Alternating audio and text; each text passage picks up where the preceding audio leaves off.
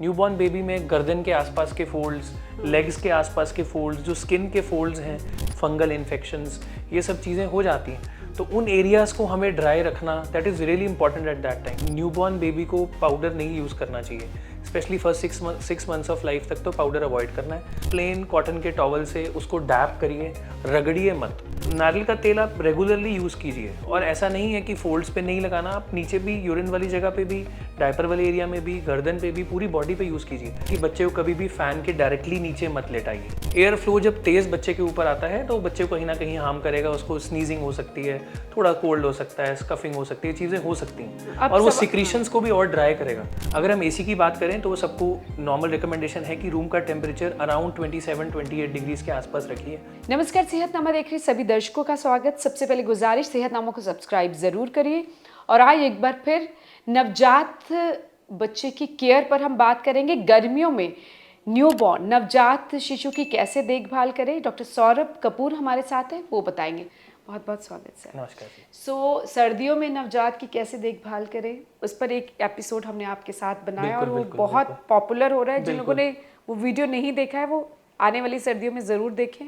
गर्मियों में जो बच्चे पैदा होते हैं, क्योंकि बच्चे तो पूरा साल पैदा हो रहे हैं, तो जो बच्चे अब पैदा हो रहे हैं अप्रैल, मई, जून, जुलाई, तो उनकी कैसे देखभाल करनी चाहिए और उनका कैसे ख्याल रखना चाहिए वो बीमार ना पड़े। और नवजात आप किसे मानते हैं? बिल्कुल। सो आई थिंक नवजात का मतलब हम कहते हैं पहले 1 महीने of life, first 1 month of life को हम नवजात बेबी या न्यू बॉर्न बेबी कहते हैं। तो आई थिंक हमने एक जो सीरीज़ स्टार्ट की थी कि हमने पहले सर्दियों में बच्चों की केयर करनी है, उसके बारे में काफ़ी हमने एक सीरीज़ बनाई और काफ़ी उसको हमें अच्छे लोगों ने उसको बहुत अच्छे से अप्रिशिएट किया। तो अनदर इम्पॉर्टेंट टॉपिक जो आज हम डिस्कस कर रहे हैं वो है कि गर्मियों में बच्चों की कैसे देखभाल करनी है, स्पेशली न्यूबॉर्न्स की। तो जो हमारी ये सीरीज़ न्यूबॉर्न्स के ऊपर चल रही है, हम उसी को आगे ले जा रहे हैं। तो न्यूबॉर्न्स को अगर हम देखें कि गर्मियों में जो आजकल का मौसम है, जहाँ पे मार्च अप्रैल, जिसमें बहुत ज़्यादा गर्मी भी नहीं है और बहुत ज़्यादा अभी टेम्परेचर ठंडा भी नहीं है, पर आगे गर्मी आने वाली है। बिल्कुल बिल्कुल। तो हमें आई थिंक गर्मियों में भी 3 फेजेस होते हैं। सो जो initial first couple of months हैं, पहले 1-2 महीने हैं, इसमें टेम्परेचर बढ़ना शुरू होता है, पर उतना ठंडा नहीं है, उतना गर्म भी नहीं है और उतना ठंडा भी नहीं है कि हम एसी का इस्तेमाल करें या बहुत तेज़ किसी कूलर का इस्तेमाल करें। अभी वैसा मौसम भी नहीं होता है। वर्सेस जब मई, जून, जुलाई ये वाले मंथ्स आते हैं तो गर्मी पीक पे चली जाती है, टेम्परेचर्स बहुत हाई जाते हैं, स्पेशली इस पार्ट ऑफ इंडिया में जहाँ टेम्परेचर 40-45 डिग्रीज तक चले जाते हैं।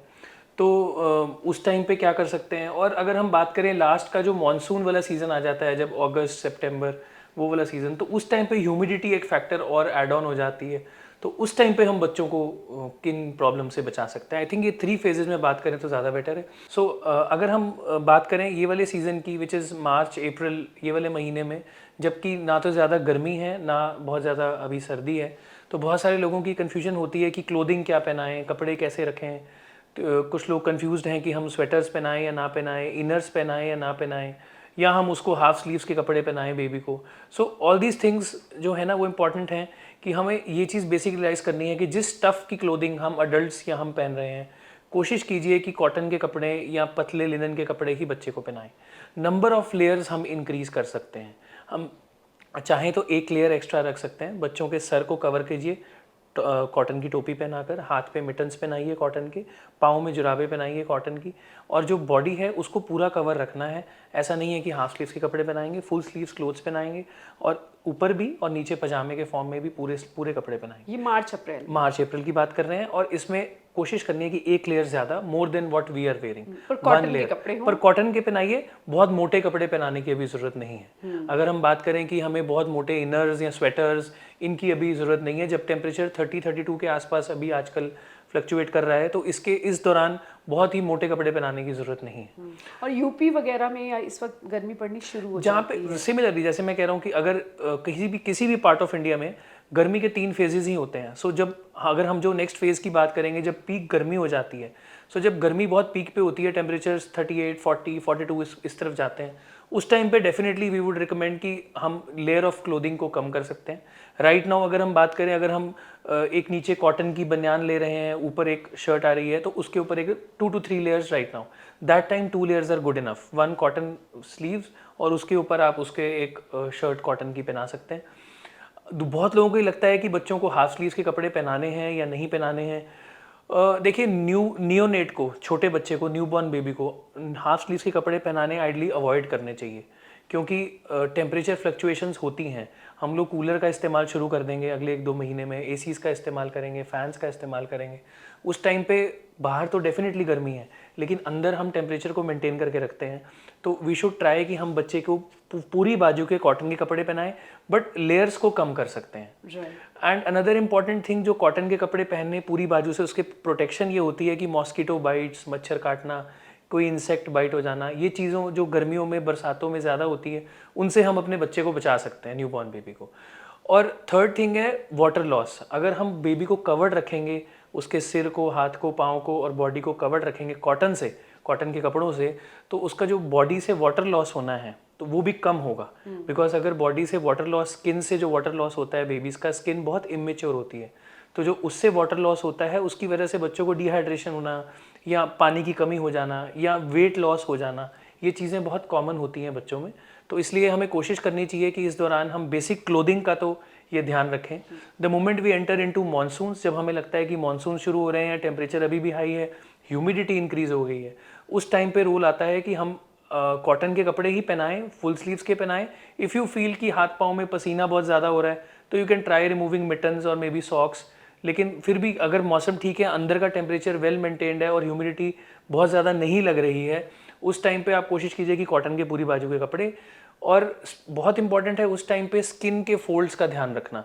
न्यूबॉर्न बेबी में गर्दन के आसपास के फोल्ड्स, लेग्स के आसपास के फोल्ड्स, जो स्किन के फोल्ड्स हैं, उनके अंदर पसीना आने से, स्पेशली मानसून वाले सीजन में बहुत बार रैशेज, फंगल इन्फेक्शंस, ये सब चीज़ें हो जाती हैं। तो उन एरियाज़ को हमें ड्राई रखना, that is really important at that time, कि हम मानसून वाले टाइम पे हाई टेम्परेचर जब हो, पसीना आ रहा हो, ह्यूमिडिटी हो रही हो, इन फोल्ड्स को, स्पेशली न्यूबॉर्न बेबी के फोल्ड्स को हम ड्राई रखें, जितना ड्राई रख सकते हैं। उस वक्त उन चीज़ों का कुछ खास बातों का ध्यान रखना है? अगर हम बात करें खास बातें, तो हम बेसिकली क्लोथिंग के ऊपर अभी अगर हम बात कर रहे हैं, तो उस दौरान मेन इंपॉर्टेंट ये है कि हम एरियाज को ड्राई रखो।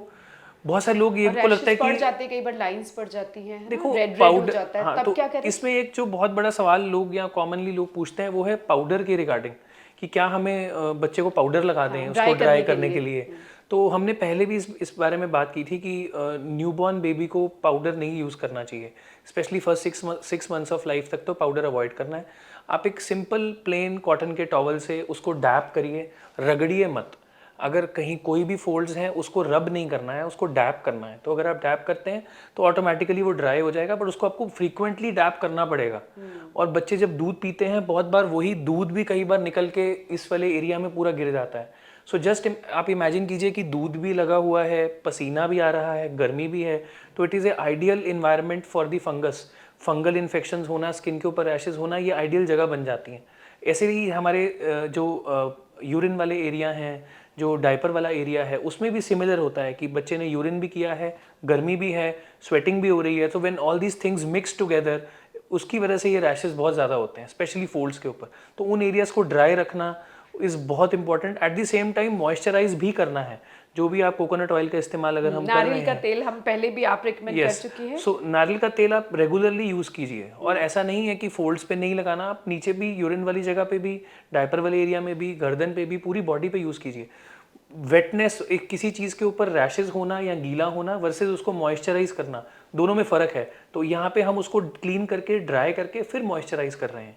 सो वी आर नॉट अलाउइंग जो भी फंगस या बैक्टीरिया उनको हम क्लीन कर रहे हैं पहले, फिर हम उसके ऊपर ऑयलिंग कर रहे हैं। सो विच मेक्स मोर सेंस कि हम स्किन को एक लेयर देके प्रोटेक्ट करने की कोशिश कर रहे हैं।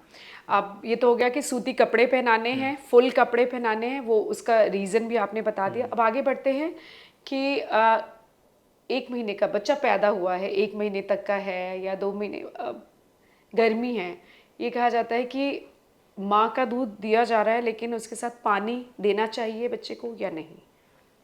आई थिंक ये अनदर बहुत ही सेंसिटिव टॉपिक है और हमारे न्यूबॉर्न हेल्थ में या नवजात शिशु के हेल्थ में एक बहुत इम्पॉर्टेंट टॉपिक है, जहाँ पे पैदा होने के बाद से ही बहुत सारे मिथ्स और हमारे फैमिलीज़ में से बहुत सारे प्रेशर्स शुरू हो जाते हैं, बड़े बुजुर्गों के प्रेशर शुरू हो जाते हैं कि पहले के ज़माने में शायद पानी भी पिला देते थे हम, ग्राइप वाटर भी दे देते थे हम, बहुत सारी चीज़ें आ जाती हैं, गुट्टी दे देते थे, बहुत सारी चीज़ें शुरू हो जाती हैं। उसमें से एक इम्पॉर्टेंट एस्पेक्ट ये है कि गर्मी में बच्चे को प्यास लग रही है तो पानी पिलाना है। तो आई थिंक ये बहुत अच्छा टॉपिक हमने सेलेक्ट किया। इसमें देखो, पानी बिल्कुल नहीं देना बच्चे को। जो माँ का दूध है, अगर हम उसको समझेंगे ना तो हम समझ जाएंगे कि बच्चे को पानी की ज़रूरत नहीं है। जब मदर फीड कराना शुरू करती है तो उसमें जो इनिशियली मिल्क आता है, जिसको हम फोर मिल्क कहते हैं, जब बच्चा दूध पीना शुरू करता है किसी भी पार्ट ऑफ द डे पे, किसी भी टाइम पे बच्चा दूध शुरू कर रहा है पीना, तो पहले वाला जो दूध है वो पानी से इनरिच्ड होता है। तो बच्चे का जो थर्स्ट है वो पानी, जो माँ का दूध है उससे पूरी हो जाती है। और जो बाद वाला दूध आता है उसके अंदर बाकी nutrients in the form of proteins हो गए, फैट्स हो गए, वो बाद वाले न्यूट्रिएंट्स में आते हैं। ये हर फीड में होता है? हर फीड में। ऐसा नहीं है कि सुबह वाली फीड में होगा, शाम वाली में होगा। जब भी आप दूध पिलाएंगे, you have a empty breast. आप उसको पहले आपने एक बार फीड कराया, एम्प्टी ब्रेस्ट हुआ, सेकंड 2-3 घंटे के बाद जब आप दोबारा दूध पिलाने लगे हैं, वो ब्रेस्ट दोबारा हैवी हो गया है, तो वो दोबारा से जब भी दूध पिलाएंगे, हर बार पहले का दूध जो है, फोर मिल्क जो है, वो पानी में ज़्यादा इनरिच्ड होगा, और जो हाइंड मिल्क यानी कि बाद में दूध आता है, उस वाले दूध में बाकी के न्यूट्रिएंट सब होते हैं। सो बच्चे की proteins, fats, everything is taken care. बच्चे का जो पानी की प्यास है वो भी पहले वाले फोर मिल्क से टेकन केयर हो जाती है। बाहर का पानी छोटे बच्चे को बिल्कुल नहीं देना है। पानी देने के ये ऐसा नहीं है कि कोई इमीडिएटली कोई नुकसान होगा, बट हाँ, डेफिनेटली हम एक इन्फेक्शन का सोर्स अंदर डालना शुरू कर रहे हैं बच्चे के। हमें नहीं पता कि बच्चे की इंटेस्टाइन या बच्चे का जो पेट है, वो जो हम बाहर से नई चीज़ उसको दे रहे हैं, वो कैसे रिस्पॉन्ड करेगा।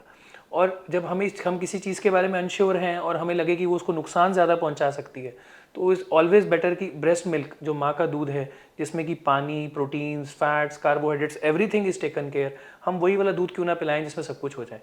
तो क्लियर बॉटम लाइन में मैसेज ये है कि न्यूबॉर्न बेबी को माँ के दूध के अलावा स्पेशली कोई प्यास के लिए या डिहाइड्रेशन के लिए पानी पिलाने की जरूरत नहीं है। 6 महीने तक आप पहले कहते 6 हैं मंथ्स डेफिनेटली एक्सक्लूसिव सिर्फ और सिर्फ माँ का दूध दीजिए, देना है। बिल्कुल। कोई उसमें पानी इंक्लूड है, अलग से पानी देने की जरूरत नहीं, चाहे गर्मियाँ हो, कोई भी मौसम, कोई भी सीजन हो, उसमें पानी बीच में ही होता है, यू डोंट नीड। बहुत सारे सवाल इस पे हमने क्योंकि पहले भी बात की है।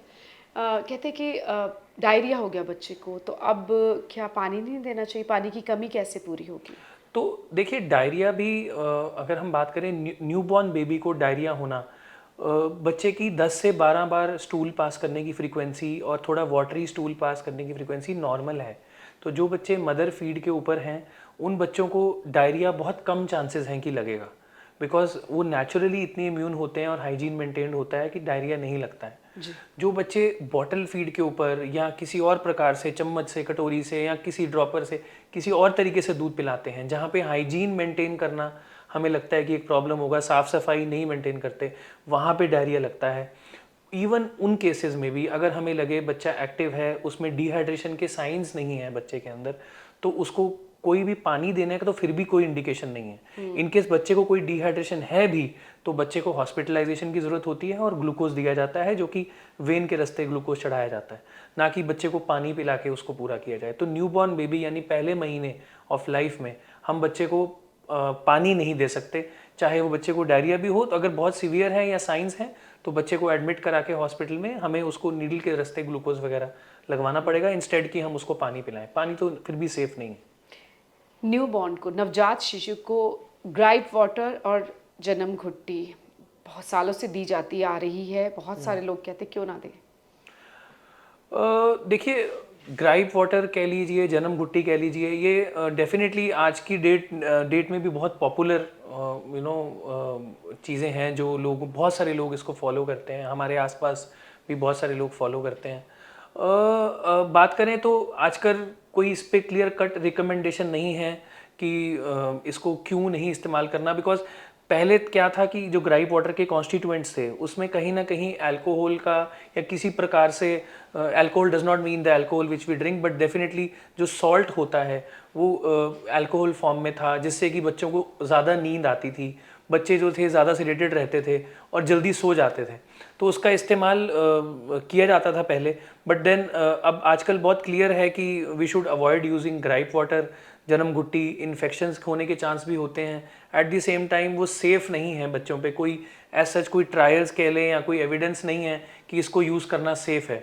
उसकी बजाय हमारे पास अदर सेफ़र ऑल्टरनेटिव्स अवेलेबल हैं जो कि मेडिकली प्रूव्ड हैं, है ना। बहुत सारी ड्रॉप्स अवेलेबल हैं, बहुत सारे प्रोबायोटिक्स अवेलेबल हैं जो आजकल ग्राइप वाटर या जन्म घुट्टी को बेसिकली पेट में गैस बनना, पेट में मरोड़ उठना, बच्चा ज़्यादा रो रहा है, इन केसेस में दिया जाता था। पर वो भी बिना रिकमेंडेशन के आप नहीं देते हैं? बिल्कुल नहीं, आजकल नहीं, पहले देते थे, आजकल तो बिल्कुल क्लियर है कि हम नहीं देते। जो चीज़ें आप कह रहे लेकिन हैं, जो चीज़ें हम आपको बता रहे हैं कि सेफर ऑप्शंस अवेलेबल हैं, वो भी डेफिनेटली जब आप अपनी प्रॉब्लम लेके अपने डॉक्टर के पास जाएंगे तब देना उनको जो लगेगा उस टाइम पे बिल्कुल सेफ है, वो ऑल्टरनेटिव है। अदरवाइज कुछ भी देने की जरूरत अदरवाइज आप बच्चे को बर्प कीजिए, जिसमें हमारी ऑलरेडी एक वीडियो है बर्पिंग के ऊपर भी। बर्प कीजिए बच्चे को प्रॉपरली, उसको एक्सरसाइज कराइए, कोलिक को प्रिवेंट कीजिए, दो ऑप्शंस हेल्प। बट अगर हमें फिर भी लगे कि बच्चा परेशान हो रहा है किसी चीज़ की वजह से, तो अपने आप डॉक्टर को कंसल्ट कीजिए, वो डेफिनेटली आपको सोल्यूशन देंगे। सो डॉक्टर सौरभ के साथ ही हमने कैसे बच्चे को डकार दिलाया जाए और कॉलिक पेन जो बच्चे में गैस बनती है, मरोड़ बनती है, वो कैसे ठीक करें, बड़े आसान तरीके बताए गए। वो वीडियो डिस्क्रिप्शन में उन वीडियोस के लिंक है, आप वो वीडियोस भी देख सकते हैं। अब अगला सवाल बहुत इंपॉर्टेंट है। गर्मियों में हम सबको गर्मी लग रही होती है। हम अभी अप्रैल में एसी में बैठे हैं, तो बच्चे को एसी, कूलर और फैन कितना चाहिए होता है? आई थिंक बहुत ही इम्पॉर्टेंट और अच्छा सवाल है कि कितना चाहिए। आपको जब भी हम राउंड्स पे जाते हैं, मदर से मिलते हैं, ग्रैंड पेरेंट्स से मिलते हैं, तो हमें आई थिंक दो तरह के लोगों के थॉट प्रोसेस मिलते हैं। कुछ पेरेंट्स या कुछ ग्रैंड पेरेंट्स ओवर प्रोटेक्टिव होते हैं, वो मार्च अप्रैल जून में भी बच्चों को ब्लैंकेट्स में लपेट के रखते हैं, जो कि बिल्कुल गलत है। उनको हमें कहना पड़ता है कि बच्चे को भी गर्मी लग रही है, आप इतने कपड़े मत पहनाइए। और कुछ पेरेंट्स आपको और कुछ ग्रैंड पेरेंट्स आपको मिलेंगे जो बच्चों को पैदा होती ही हाफ स्लीव्स के क्लोथ्स और एक्सपोज जहाँ बॉडी पार्ट्स सारे कवर्ड हैं ऐसे कपड़े पहना के भी लेके जाते हैं। उनको हमें कहना पड़ता है कि बच्चे को आप ढकिए ज़्यादा। तो इसलिए फिर बहुत जब आप ऐसा करते हैं तो सिमिलरली एक काउंटर क्वेश्चन आता है कि फ़ैन चल रहा है ऊपर इसलिए हमने बेबी को कवर किया, या एसी चल रहा है रूम में इसलिए कवर किया। तो देखिए, अगर फ़ैन की बात करें तो आजकल के सीज़न में जो भी हम फ़ैन यूज़ करते हैं, वी कैन यूज़ एट 1 और 2 की स्पीड पे हम फ़ैन को यूज़ कर सकते हैं, विच इज़ गुड इनफ।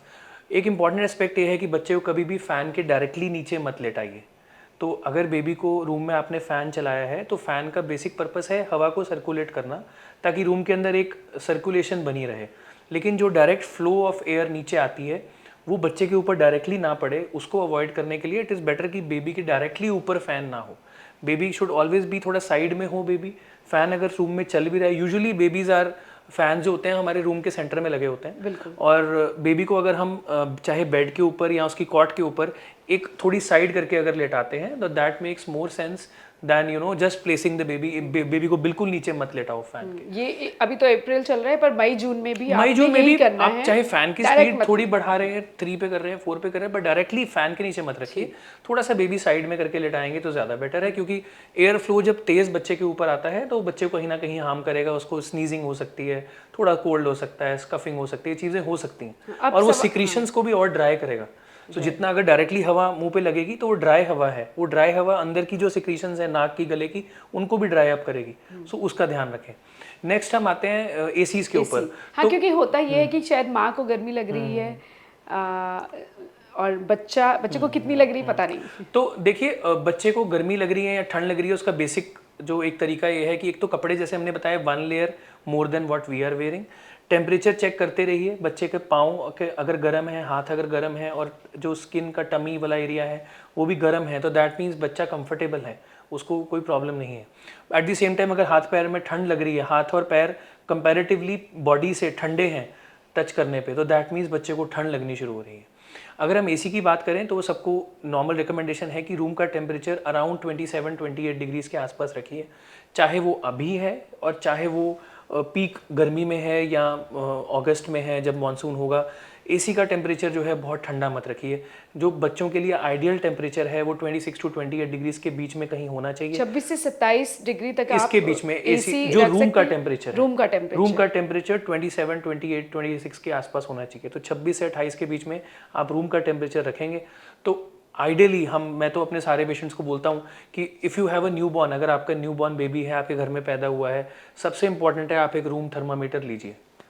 ये एक इम्पॉर्टेंट एस्पेक्ट है, क्योंकि ठंड लग रही है, गर्मी लग रही है, ये सब सब्जेक्टिव फीलिंग्स हैं। जब तक हम उसको डॉक्यूमेंट नहीं करेंगे कि एक्चुअली टेम्परेचर कितना है रूम में, अगर रूम में टेम्परेचर बहुत हाई है और आपको फिर भी गर्मी लग रही है and you want to add on something, आप एसी और ठंडा करना चाहते हैं, रूम ऑलरेडी ठंडा है, तो आपको एटलीस्ट पता लगेगा कि बच्चे के लिए वो टेम्परेचर ठीक है कि नहीं। और वो बहुत सस्ता आता है, वो बहुत इजीली अवेलेबल है, किसी भी आपको मार्केट में किसी भी इजीली शॉप से मिल जाएगा और कोई ऐसा महंगा नहीं है। आई थिंक 200-300 रुपए में आपको इजीली वो एक अच्छा थर्मामीटर मिल जाएगा, जो कि आप जहाँ जिस रूम में बेबी है उस रूम में एक लगा के रखिए, ताकि आपको रेगुलरली उस रूम का टेम्परेचर पता लगता रहे। एंड इट मेक सेंस कि अगर बच्चे को उस टेम्परेचर के हिसाब से आप अपने जो भी एसी चलाना है नहीं चलाना है उसका कितना टेम्परेचर रखें। अगर कोई ये पूछे कि जी 26 डिग्री टेम्परेचर लाने के लिए तो एसी को हमें थोड़ा ठंडा करना पड़ेगा, तो एसी जो है वो और ज़्यादा कम पे होगा, बट देन वो 26 से कब नीचे जाएगा आपको पता भी नहीं चलेगा, you will not realise that because, लेकिन बच्चे के लिए वो फ़र्क पड़ता है। तो अगर आपके रूम में थर्मामीटर होगा तो आप उसको पकड़ पाएंगे कि हम इस रेंज में पहुँच गए, अब हमें एसी बंद कर देना चाहिए। कूलर लगे तो भी ऐसा ही? कूलर की फाइंडिंग कूलर में भी ऑलमोस्ट सिमिलर है, बट कूलर में यह है कि हम टेम्परेचर को रेगुलेट तो नहीं कर सकते, क्योंकि कूलर में कोई रेगुलेटर ऐसे टेम्परेचर वाइज नहीं है। बट हाँ, अगर हम बात करें, अगर हमने रूम में थर्मामीटर रखा है तो भी पता तो हम पता कर सकते हैं कि टेम्परेचर कितना है, और वो कोई बहुत ही ऐसी एक्सपेंसिव चीज़ या हाई फाई चीज़ नहीं है, बिल्कुल बेसिक सी चीज़ आती है और आप उसमें एक सिंपल सेल से चलती है। आप न्यूबॉर्न बेबी अगर आपके घर में है तो आपके घर में रूम टेम्परेचर का एक थर्मामीटर होना चाहिए। जैसे घड़ी हम रखते हैं अपने कमरे में, बिल्कुल, बहुत सारी घड़ियों के अंदर भी आता है, बहुत सारे घड़ियों के मॉडल्स अगर आप देखेंगे तो ऑलरेडी रूम टेम्परेचर डिस्प्लेड होता है उसमें। सो although it may not be 100% true, 100% सही ना भी हो, लेकिन उसके आसपास तो होगा, तो वो आपको एक अच्छा अंदाज़ा मिल जाता है। और प्रीमेच्योर बेबीज़ के लिए बहुत इंपॉर्टेंट है। आजकल जो बेबीज़ आईसीयू से छुट्टी होते हैं, प्रीमेच्योर हैं, जिनका वजन कम है, ऐसे बेबीज़ के लिए अगर हम बात करें तो बिना रूम टेम्परेचर के आप घर में बेबीज़ को केयर कर ही नहीं पाएंगे। तो वो सारे प्रीमेच्योर बेबीज़ के लिए तो बहुत इंपॉर्टेंट है कि हम रूम में एक थर्मामीटर रखें। जाते जाते कुछ और टिप्स या इंस्ट्रक्शंस? तो आई थिंक समर्स के लिए सारे न्यूबॉर्न बेबीज़ के लिए हमारे लिए ये इंस्ट्रक्शंस हैं कि बच्चे को जितना हो सके रेगुलरली मदर का फीड कराइए, डिहाइड्रेशन को प्रिवेंट कीजिए। डिहाइड्रेशन के अर्ली साइंस जैसे बच्चे का सुस्त हो जाना, यूरिन का कम पास करना, बच्चे के शरीर में पीलापन लगना या जॉन्डिस बहुत ज़्यादा हो जाता है बच्चों में समर्स के अंदर, तो ये जो साइंस हैं ये हमें कोशिश करनी है कि हम अर्ली पिक करें और अपने नियरेस्ट डॉक्टर को ज़रूर दिखाएं। जितनी भी गर्मी हो डेफिनेटली ट्राई कीजिए कि कॉटन के कपड़े पूरी बाजू के पहना के रखें। जब तक पॉसिबल हो, अगर बच्चा बहुत ज़्यादा स्वेटिंग नहीं कर रहा है तो कॉटन की कैप, हाथ में मिटन्स, पैर में सॉक्स कॉटन के ही पहना के रखिए। और एसी और फैन का अगर इस्तेमाल आप करना चाहते हैं तो रूम का टेम्परेचर अराउंड 26 टू 28 डिग्रीज। अगर हमारी इस वीडियो के बाद आई थिंक बहुत सारे लोग अपने रूम में एक थर्मामीटर ही रख लें तो आई थिंक हमारा जॉब हो गया, हमने लोगों को कन्विंस कर दिया। अच्छा, जाते जाते एक सवाल जो जहन में आ रहा है कि जो मोजे पहनाने हैं या हाथों में दस्ताने बच्चे को सूती कपड़े के पहनाने, वो 24 घंटे या बीच में थोड़ा सा? नहीं, देखिए, जब आप बच्चे की मालिश कर रहे हैं, बच्चे का टेम्परेचर ठीक है, नहला रहे हैं, थोड़ा टाइम ऑफ क्लोथिंग करना चाहते हैं कि रूम का टेम्परेचर वार्म इनफ है, बच्चा कंफर्टेबल, आप रिमूव भी कर सकते हैं। बट हाँ, अगर आप एसी का इस्तेमाल कर रहे हैं, आप कूलर का इस्तेमाल कर रहे हैं और आप एक टेम्परेचर मेंटेन कर रहे हैं जहाँ पे आपको लगता है कि एक नॉर्मल न्यूट्रल एनवायरनमेंट है 26 से 28, तो इस टेम्परेचर पे तो डेफिनेटली आपको कवर करके रखना चाहिए। बाकी तो देखिए, ऐसा है कि जस्ट कीप ऑन चेकिंग। अगर बच्चे के हाथ पाँव गर्म है, कंफर्टेबल है, आप ऑफ क्लोज टाइम भी दे सकते हैं, आप जराबें और मिटन्स निकाल भी सकते हैं। बट अगर आपको लग रहा है कि किसी भी प्रकार से ठंडे हैं या बहुत बार स्किन के ऊपर वो जाले जाले से बनने शुरू हो जाते हैं, जो इंडिकेट करता है कि पहले बच्चे को ठंड लगनी शुरू हो रही है, उस टाइम पे डेफिनेटली कवर कीजिए।